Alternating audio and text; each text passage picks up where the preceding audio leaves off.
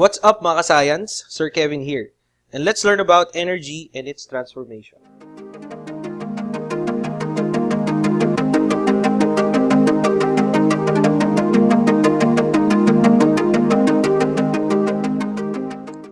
Energy plays a major role in the everyday functions of our planet and all its life forms. From weather patterns and food chains to human society's daily electricity and heating needs. Energy is the driver of everything we know. Now for our chapter concept map. Starts first with energy that undergoes transformation and is governed by the law of conservation of energy. Energy may also be classified into two things, kinetic and potential. So what is energy? Energy is the ability to do work. You get your energy from the food you eat, you use energy to breathe, move around, and do other things. But what does energy look like? You cannot see energy, but you can see what energy does. When energy is used, you can see the changes it brings. You also cannot see energy stored in your muscles, but you can see its effects when you carry your books or shoot a basketball. In this example, you cannot see the energy being applied by the electric motor to the crane, but you can see the crate being lifted by the crane to the other crates. This example shows that you cannot see energy stored in gasoline, but you can see this energy move the vehicle along the road. These and other forms of energy may be classified into two main categories, potential and kinetic energy. Now let's check out these pictures. Can you infer the difference between kinetic and potential energy? Notice that the bowler and the bowling ball possess kinetic energy because they are all in motion. We can also see that the car is in motion, which possesses kinetic energy. So what about potential energy? Now in a car, the battery has stored energy in it. There is what we call chemical energy, which also possesses what we call potential energy. Now the battery can also provide energy for a flashlight in the car, just as well as the sound from the radio. Another example would be that the food we eat gives us energy to move and do our activities. Food also has what we call chemical energy. Now, you might think to yourself, have you experienced not eating for a few hours? How did you feel? Without food, a person can feel very weak. Now we can also relate this to the car. What does a car need in order for it to move? It needs fuel like gasoline, right?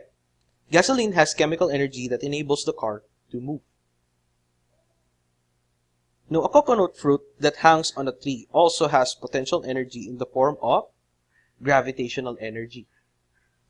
So even if you think that this coconut fruit in a tree is not moving, it also has what we call potential energy in a form of gravitational energy. So we talked about the battery, food, gasoline, and a hanging fruit that all possess potential energy. Chemical energy and gravitational energy are different forms of potential energy. Now let's talk about the forms of energy. Appliances run when supplied with electrical energy. Earth is warm because of the solar energy. Food is a form of chemical energy. Other forms of energy include mechanical energy, radiant energy, sound energy, and thermal energy. Now let's start first by talking about mechanical energy. Mechanical energy is the energy that an object possesses due to its motion of kinetic energy or its position, which is potential energy. An example of an object that has mechanical energy is the pendulum. A pendulum consists of a rod or string with a weight called bob attached to its end. A pendulum moves by swinging. At its highest position, its potential energy is at its maximum. From the highest position, the pendulum swings downward and gains kinetic energy. Its kinetic energy increases as it nears the ground. As it moves up to the opposite side, it loses kinetic energy again. Its potential energy reaches its maximum again as it reaches maximum height on the opposite side. Now let's talk about electrical energy. Electricity is the energy associated with the movement of electrical charges. So we have different types of examples on how electricity works in electrical energy. We have the electric light, television set, electric stove, radio, and computer. These machines make use of electrical energy. Now the question is, how is electricity produced? Did you know that heat, light, and magnetic force and chemical reactions can be used to produce electricity? Like for example, windmills, generators, solar calculators, and flashlight. Next is light energy, the energy that the sun provides. So what do you feel when you stay under the sun? The sun warms your surroundings and provides light that enables you to see. The energy that the sun provides is called radiant or light energy. Electric energy may be produced from solar energy. A solar power plant has been supplying the basic electrical needs of a community in Bulacan. Solar cells do not make use of costly fuel nor make noise or cause pollution. Solar energy is considered to be an inexhaustible source of energy. Now let's talk about chemical energy. A car battery and a flashlight battery are devices that generate electricity. They are referred as what we call electrochemical cells. A chemical reaction occurs inside an electrochemical cell. This is how chemical energy works. Now let's talk about sound energy. Sound energy is brought about by a vibrating medium. Sound travels through solids, liquids, and gases.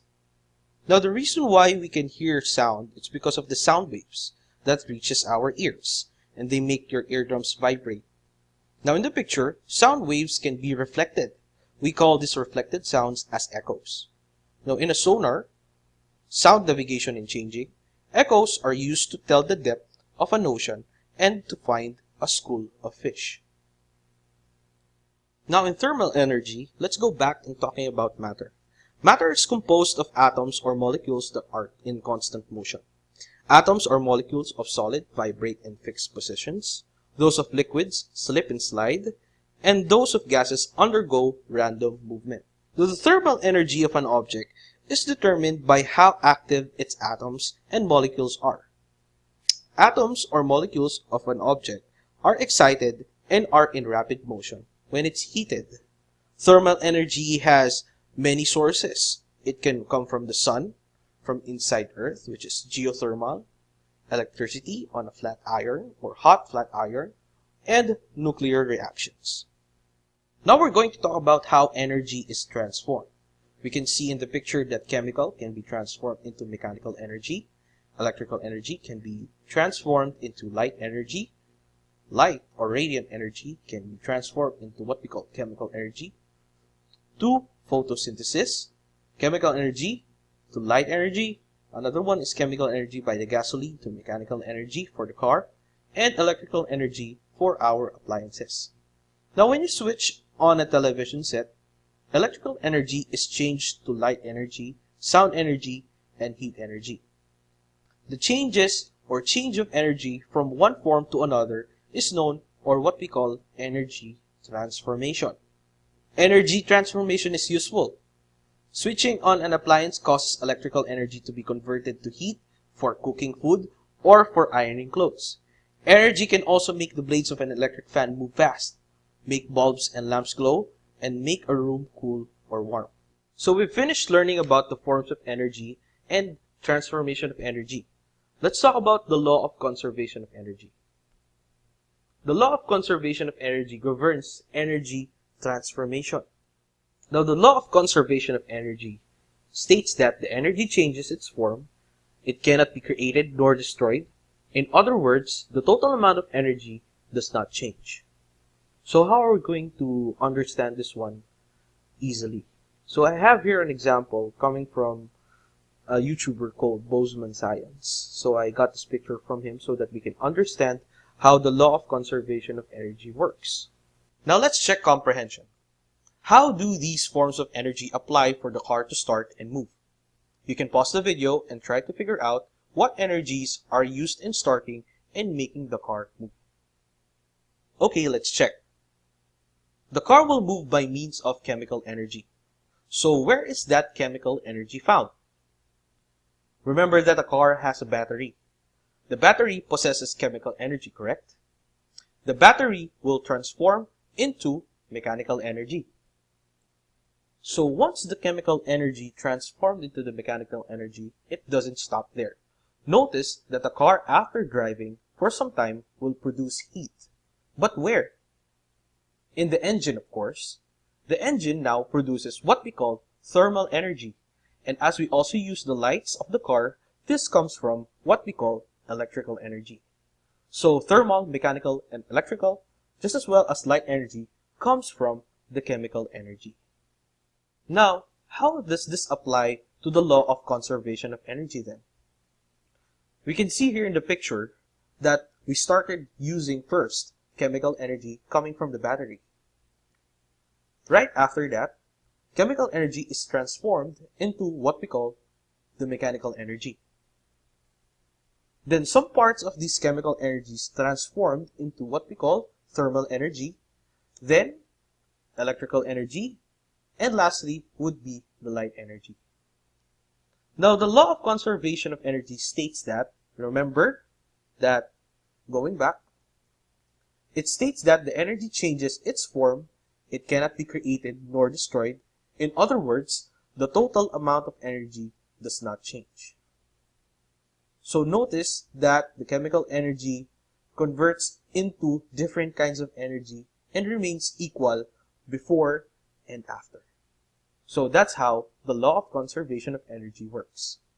Now going back to our chapter concept map in learning energy and its transformation, we've learned that energy undergoes transformation and it's governed by the law of conservation of energy. Now kinetic energy and potential energy, we also talked about the differences between the two. And I hope everybody learned something today about energy and how the law of conservation of energy works.